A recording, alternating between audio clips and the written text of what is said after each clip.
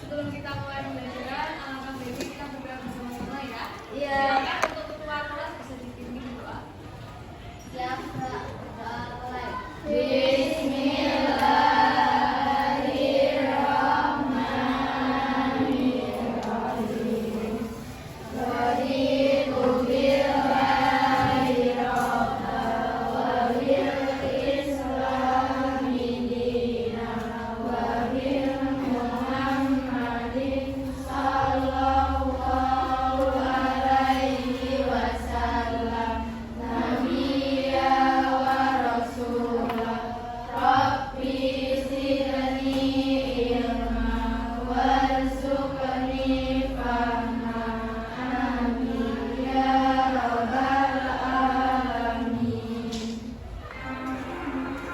Sebelumnya izin perkenalan dulu ya.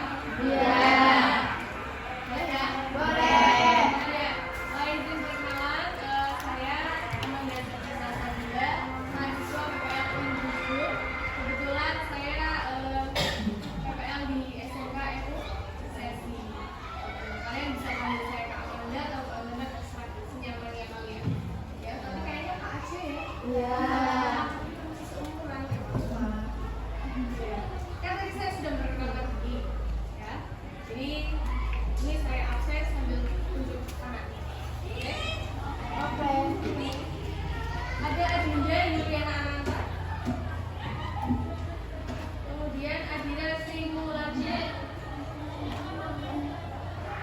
Al-Falah Anandira Putri. Aminatul Sandayan.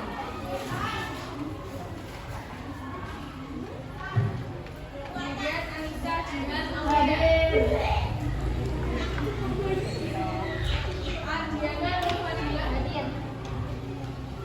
Sandika Aura Ananzala.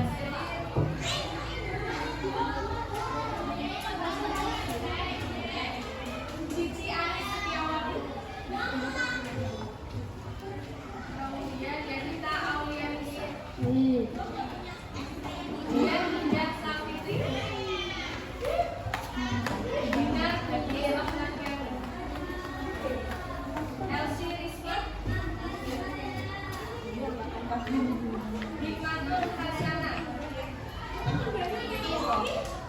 Isya Nurfadila. Kemudian Syaila Obalu. Nabila Cahaya Putri.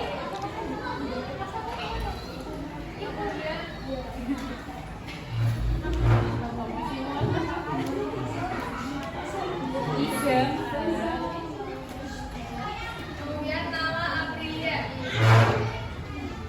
Kemudian nama itu.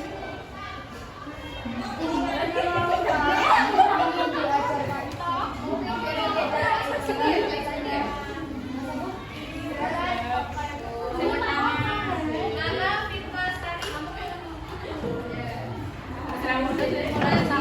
Naura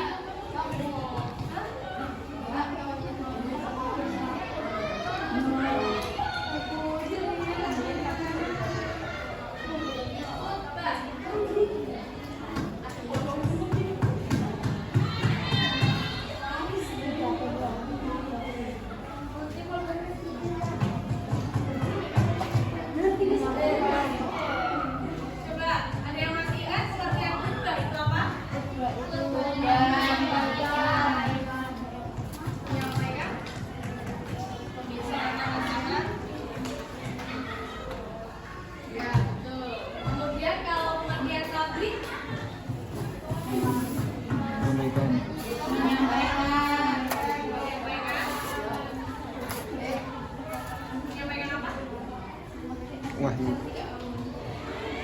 Pengajaran agama Islam. Menyampaikan ajaran Islam. Ya, itu untuk tabligh. Kemudian dakwah. Mengajar. Memanggil. Menyuruh Menyeru. orang lain untuk meyakini kebenaran ajaran agama Islam dan Menjalankan syariatnya. Pak.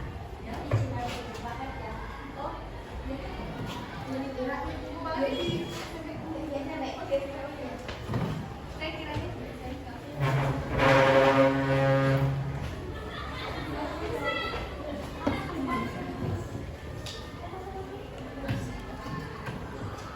sambil menunggu ya.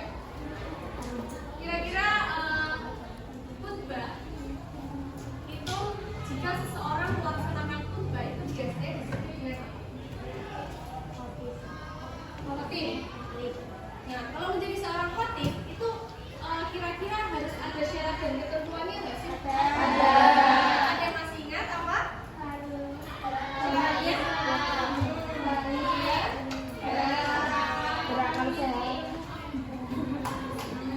Lalu?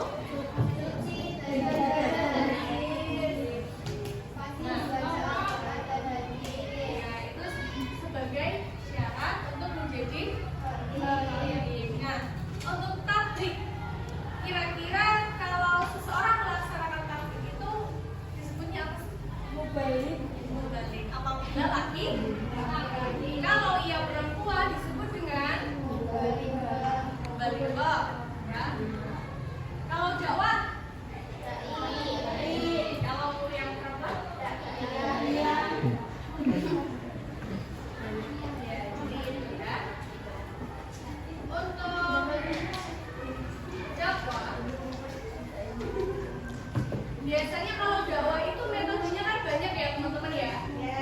Tidak hanya di dunia nyata saja, tetapi juga ada di media sosial. Kira-kira contohnya seperti apa sih kalau misalkan media elektronik itu? Biasanya ada di televisi, kemudian handphone. Nah, kalau handphone kan biasanya ada YouTube ya, YouTube, TikTok, kemudian Instagram. Nah, ini juga disebut dengan metode dakwah.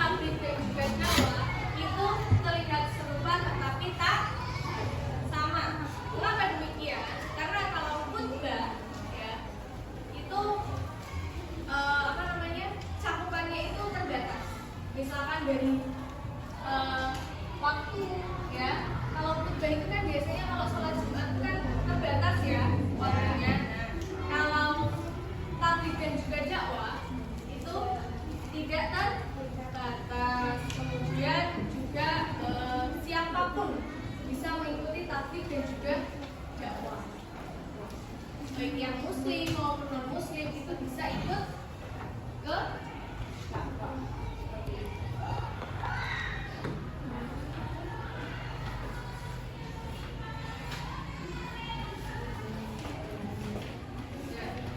Teman-teman sekalian, kemarin kan kalian sudah membahas ya tentang tadi materi yang tabligh, kemudian dakwah dan juga khutbah. Nah, setelah itu kalian masih bingung nggak sih? Kayak gambaran khutbah itu kayak gimana gitu? Bingung nggak?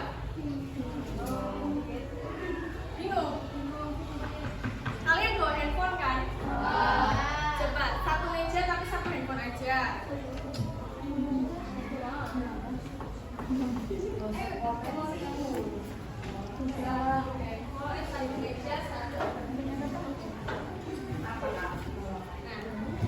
kalian cari video singkat mengenai khutbah. Boleh di YouTube, boleh di TikTok, kami scroll TikToknya.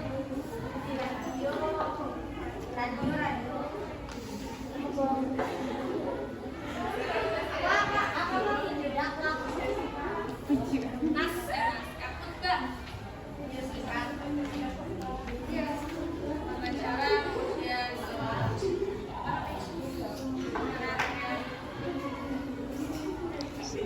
oh iya, khutbah itu kan dibagi menjadi dua. Ada yang khutbah sebelum sholat dan khutbah sesudah sholat. Contoh khutbah sebelum sholat apa?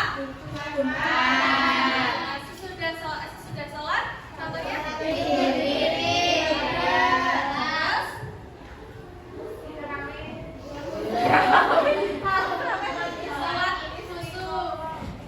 istisqa. Ya bisa dilihat. Ya silakan dilihat. Yang diamati.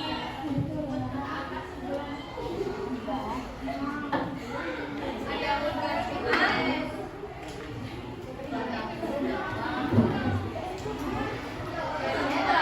Khutbah Idul Fitri, Idul Adha, kemudian kusuf.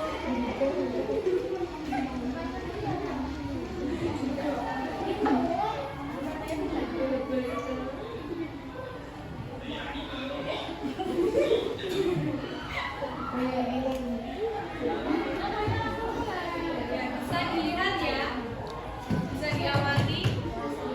Saya kasih waktu 5 menit. Ya.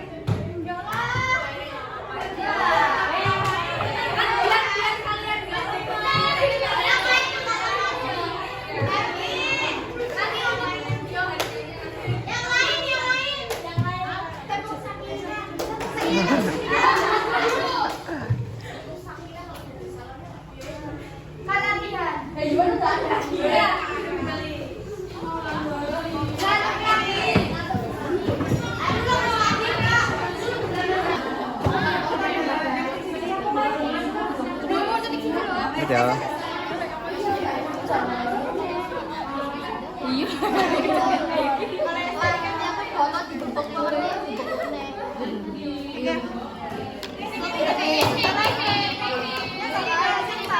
kau tuh.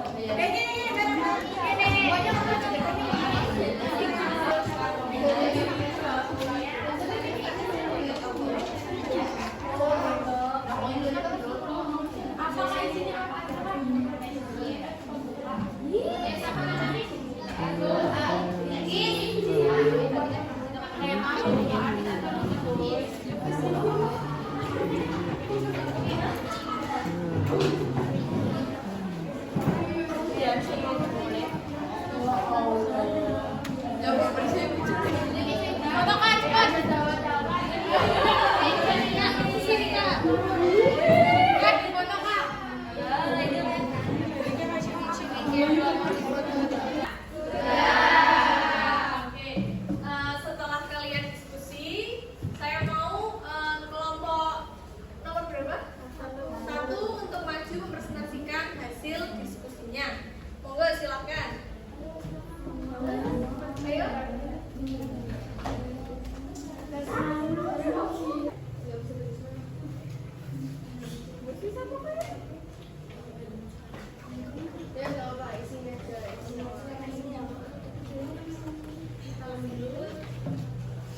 Assalamualaikum warahmatullahi wabarakatuh.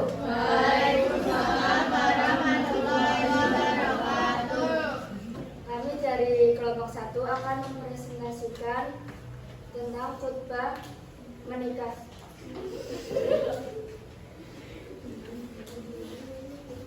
Isi khutbah. Hadirin yang dirahmati Allah, sesungguhnya nikah adalah sunnah Rasulullah, jalan untuk menyempurnakan separuh agama.